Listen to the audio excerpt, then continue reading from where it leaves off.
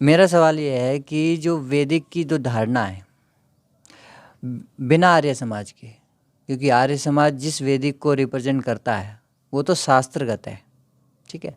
अगर शास्त्र ना हो किसी ऐसे कारण से, जैसे मान लो प्रलय हो जाए पूरी धरती पे, किताबें ख़त्म हो जाएं, सब कुछ लिटरेचर नहीं रहेगा, तो उसके बाद भी तो वैदिक का अस्तित्व है ना, क्योंकि पूरा जो ब्रह्मांड है वो जिस विधि से और जिस नियम से बना है उसको वैदिक कहा जाता है। बाकी आप क्या कहते हो वैदिक के बारे में? वैदिक ऐसा ज्ञान है जिसके लिए आपको कोई किताब और किसी पुस्तक वगैरह पेन पेंसिल की ज़रूरत नहीं पड़े चाहिए। उसके लिए सिर्फ आपको सुनना आना चाहिए, आपकी सुनने की शक्ति अच्छी होनी चाहिए, और आप को मतलब उदार, एक तरह से उदार होना चाहिए, ताकि आपको लगता है कि जैसे कोई सही ज्ञान दे रहा है। प्रकृति की तरफ हो, गुरु की तरफ? प्रकृति की जैसे कोई गुरु आपको सच्चा ज्ञान दे रहा है तो उसकी तरफ आपको उदार होना चाहिए, ठीक है, उसकी बात समझनी चाहिए। और सच्चा ज्ञान की जो ज्ञान होता है उसके लिए कोई कॉपी और पेन की ज़रूरत नहीं है आपको, ठीक है। जो गुरु सच्चा ज्ञान देता है, जैसे मेन उस तपस्या में आता है जो हमें ज्ञान प्राप्त हुआ है बहुत सौभाग्य से, जो आपकी बॉडी को सेंटर में रखना है, कोई भी बॉडी से गलत कार्य नहीं करने हैं, तो वो एक तपस्या में ही आता है। आपको बॉडी कंट्रोल, इसका मीनिंग है बॉडी कंट्रोल। बॉडी कंट्रोल जी। तो आपको जो भी खाना पीना आपका जो भी होता है वो ऑर्गेनिक होना चाहिए, वो भी एक तपस्या में आता है। आपको जो चेहरे के भाव होने चाहिए वो भी सरल होने चाहिए, ना ज़्यादा खिलखिलाना है ना ज़्यादा दुखी होना है, तो वो आपकी नियंत्रण में होना चाहिए, है ना? तपस्या में आता है। और उसके बाद आप जो भी उच्च की है उसकी हायर एंड डिवाइन की स्तुति करनी है। फिर उसको स्तुति के बाद ये 3 चीज़ आती हैं, स्तुति, नमन, उसके प्रति आपको आभार प्रकट करना है, और शुद्ध सिद्धांत भी रिपीट करने होते हैं, जो यूनिवर्सल लॉ जिनको बोल सकते हो आप, बेसिक सिंपल टर्म में, जो यूनिवर्सल पूरे ब्रह्मांड में सब जगह अलाउड है, मतलब, है ना? के जो बेसिक ज्ञान होते हैं उसको आपको रिपीट करना है, उससे धीरे धीरे आप अपने आप आपके अंदर बदलाव आएगा। अच्छा, जिस इवोल्यूशन के चांस बढ़े आते हैं। जो बदलाव जिसके लिए हमको इस पृथ्वी पे भेजा गया है, वो कार्य से हम जो दूर हो चुके हैं उसकी तरफ आप बढ़ोगे।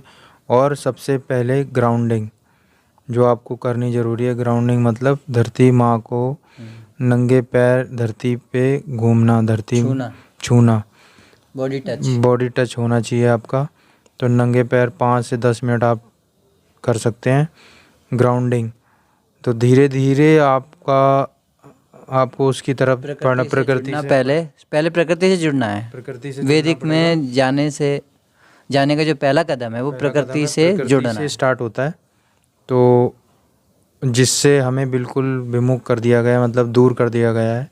आज के जो समाज है, जैसे हर जगह रोड, मॉडर्न सोसाइटी के नाम पे रोड बना दी हैं, ये कंक्रीट के सड़क हो गई हैं, पत्थर वगैरह ये सब, तो ये आपको प्रकृति से कतई दूर लेके डिस्कनेक्ट करने के सारे साधन हैं। तो इसीलिए हम लोगों को दुख भी होता है, दर्द भी होता है इस जगह।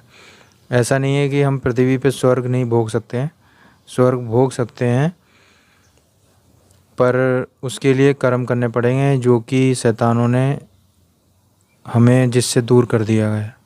यानी प्रकृति से जुड़ के हम उन नियमों का अगर पालन करें जो प्रकृति हमको सिखाती है ना, तो स्वर्ग उतर सकता है जी। जो एक फिक्शन वाला होगा यहाँ पे मान्यता जो होती है।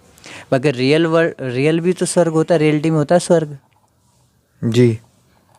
ये तो हिंदू धर्म वाले सभी समझते हैं, जो हिंदू अपने आप को हिंदू मानते हैं। सभी पंथों में होते हैं स्वर्ग और नरक। तो ये जो स्वर्ग नरक जो भी कॉन्सेप्ट है ये सभी मानव के लिए है, सभी वैदिक कॉन्सेप्ट है, बिल्कुल वैदिक कॉन्सेप्ट है ये। क्योंकि हर पंथ में जी जो भी है पूरी धरती पे जितने पंथ हैं। जैन धर्म वाले भी हम लोगों को अच्छे से समझ सकते हैं। और हिंदू धर्म जो वैसे सभी धर्म पहले वैदिक ही थे। धर्म जो ये पंथ जो भी कॉन्सेप्ट आया है, जब धर्म का डिस्टोर्शन हो गया, धर्म जो है वो ये बता दिया गया है कि ये हिंदू मुस्लिम सिख, एक्चुअल में ये धर्म नहीं है, धर्म है जो हाँ ये पंथ है, धर्म है जो प्रभु की स्तुति, नमन, सेवा और अपना उत्थान, शरीर का केयरिंग, अपना इवोल्यूशन, शरीर का केयर करना, यही धर्म है। और हमेशा अच्छी वाणी और अच्छे शब्द। अच्छा, अभी धरती पे जितने भी काम चल रहे हैं 99% ऐसा लगता है कि वो ज़रूरी नहीं है, ठीक है। तो कौन से 2 चीज़ों पे हमें ध्यान देना चाहिए जिससे एक इंसान शांत रह सके, अपनी ज़िंदगी को शांति से जी सके बिना डर के? जैसे सर्वाइव उसको खड़ा करना चाहिए, दूसरा अपने इवोल्यूशन के लिए काम करना चाहिए, है ना। जिस नौकरी में उसको एवोल्यूशन नहीं मिल रहा, या है ना, उसका सर्वाइव उसको ठीक से नहीं मिल रहा है, तो वो उसको काम करना चाहिए कि नहीं करना चाहिए? ले लीजिए सिंपल टर्म में, हम लोगों ने शहर इसीलिए बनाए ताकि हम अपने खेती से दूर हो सकें। मतलब जो हमारा जो सर्वाइवल है उसी से ही हमें दूर कर दिया गया है। और हमें पैसा, जो नकली पैसा जो चीज़ है जिसका कोई वैल्यू नहीं है, वैल्यू इसी से समझ सकते हो। आप टोल पे जाते हो तो अगर आप कैश देते हो तो आपको 50 की जगह 100 डबल देना पड़ता है कहीं किसी भी, तो उसकी तरफ हमें मजबूरी पैदा कर दी। सर्वाइवल हमारा जो है वो धरती है जिसमें हमें अपना खुद से ही अनाज उगाना चाहिए, सब कुछ। बस वही पेट के लिए हम लोग करते हैं, वही चीज़ हमें आती नहीं है। आजकल के जो जनरेशन है भूल चुकी है सब कुछ, जो खेत से दूर हो चुके हैं। और जो हैं भी वो इनऑर्गेनिक तरीके से, प्राकृतिक तरीके से अनाज और जो भी सब्जियां वगैरह, हमारा खान पीन जो है वो पूरा इनऑर्गेनिक कर दिया गया। और जो मतलब प्राकृतिक होना चाहिए एक तरह से, तो उसकी तरफ जुड़ें। और जैसे आपके पास ऑर्गेनिक प्रोडक्ट यूज़ करें, ठीक है। और ये सब धीरे धीरे करेंगे जब आप अपने हेल्थ का ख्याल जब आप रखेंगे, तो धीरे धीरे, जैसे मेरे साथ भी यही हुआ था, हेल्थ का ख्याल रखेंगे आप जब, तो जाहिर सी बात है वो अच्छा ही प्रोडक्ट यूज़ करेंगे। इसमें 2 चीज़ें आ रही हैं, जैसे शहर में आपका सर्वाइवल खड़ा होना, ठीक है। दूसरा, एवोल्यूशन के लिए काम भी कर सकते हो, तपस्या भी हो जाएगी इतनी। वही जो रियल वैदिक का जो तपस्या मॉडल है वो तो बहुत ही आसान है ना, स्तुति, नमन, सेवा और अपना आसन, स्पीच और फेशियल, ठीक है। बहुत ही आसान है, कोई ज़्यादा इसमें हाथ पाँव तो मानना नहीं है, साधुओं की तरह में हिमालय में जाना है, ठंड में मरना, ऐसा तो कुछ है नहीं। कोई कॉन्सेप्ट नहीं है जो हिंदू लोग आजकल मानते हैं कि हिमालय पे जाना है, और ये नहीं, ऐसा नहीं है। तपस्या आप कहीं पे भी कर सकते हो, किसी शरीर को तकलीफ देना वैदिक सनातन का हिस्सा है? नहीं है ना। नहीं।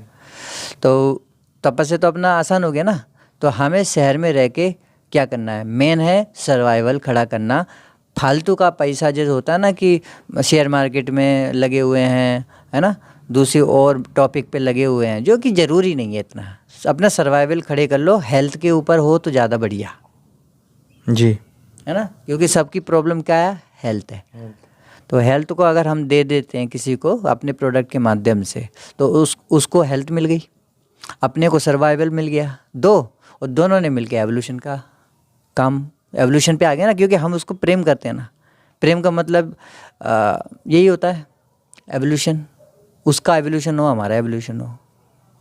प्रकृति से जैसे ही जुड़ता जाएगा इंसान, तो उसकी हेल्थ अपने आप सुधरती जाएगी। जो बेसिक है अपने शरीर को सही रखने का माध्यम, और जिसके फिर आपको ये जो सरकारें करती हैं हेल्थ कार्ड और ये सब, ये ऑटोमेटिक समझ में आने का, ये टीके वगैरह, ये आपको हमें अपने आप समझ में आएगा। जैसे मेरे साथ भी यही हुआ।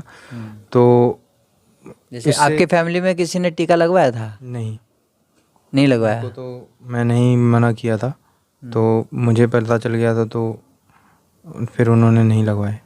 मतलब फैमिली में किसी ने भी टीका नहीं लगवाया? अच्छा। तो टीके के जो साइड इफ़ेक्ट हैं अब वो समाज में तो आ रहे हैं धीरे धीरे, है ना। बिल्कुल। तो अब उस साइड इफ़ेक्ट से बचाने के लिए डिटॉक्सिफिकेशन भी ज़रूरी है।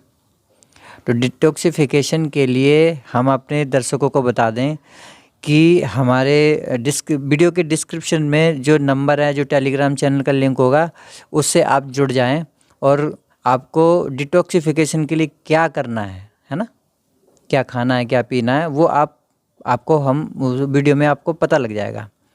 और कुछ टेस्टिंग भी है मेरे ख्याल से, टेस्ट बताए थे कोई डिटॉक्सिफिकेशन के लिए।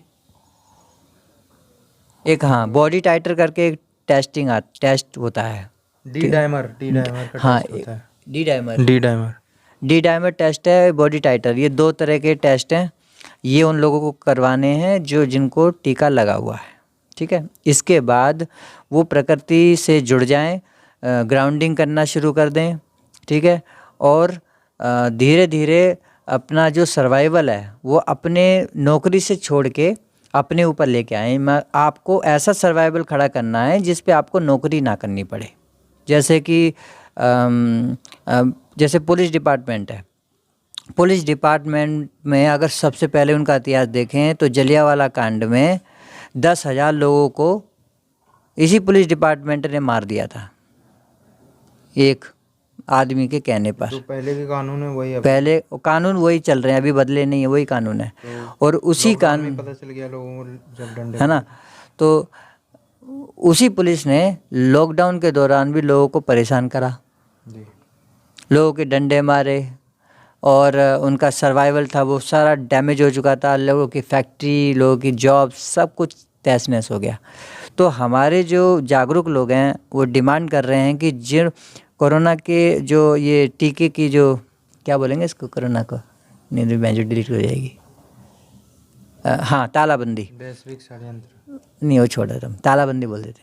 तालाबंदी के दौरान जिनका जॉब छूटा है, जिनका नुकसान हुआ ना, आर्थिक नुकसान हुआ है, और जिन व्यापारियों का आर्थिक नुकसान हुआ है ना, तो इस दौरान जिनका भी नुकसान हुआ है तो उसको भरपाई करने का प्रावधान है कानून में।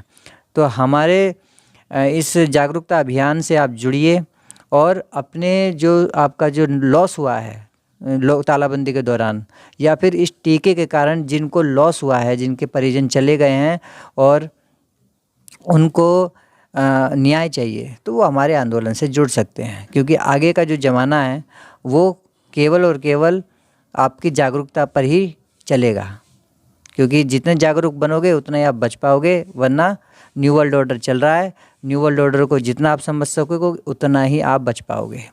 ठीक लिए आज के लिए बस इतना ही। जय हिंद, वंदे मातरम, शिव नारायण।